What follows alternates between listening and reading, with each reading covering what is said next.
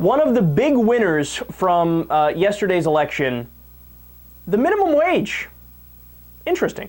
So back in 2012, just to give you some background here, voters approved a minimum wage increase in Albuquerque, New Mexico, San Jose, California, Long Beach, and that's it, just those three places. And supporters are currently pushing for higher wages in Alaska, Idaho, Illinois, Maryland, Massachusetts, Minnesota, and South Dakota, either through ballot measures or by pressuring lawmakers.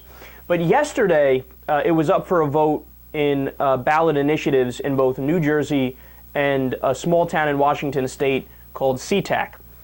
So the overall results, in Jersey, the measure passed with over 60% of the vote. That's a dominant victory. So the minimum wage will now be $8.25 as opposed to what it was before, $7.25, which is the federal minimum wage. And they're also going to tie it to inflation from here on out, so that it will continue to rise with time as inflation goes up. So in SeaTac, they had a much more ambitious goal, and the final results aren't in yet, but it is looking good overall. And their proposal was to raise the minimum wage to $15 an hour. And it would affect, I believe, over 6,000 people that work at an airport in SeaTac. So that would be tremendous. Now, keep in mind, if the minimum wage simply kept up with inflation since the 1960s, so not like an actual increase, just if we had chained it to inflation back in the 1960s, what would it be today? $10 an hour.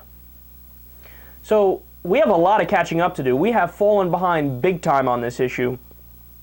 But I love this story because it shows you that the less corrupt local and state politicians aren't just sitting around waiting for the more corrupt federal politicians to take action. A lot of them on their own are saying, yeah, let's actually try to get this done. And I give them all the credit in the world for that.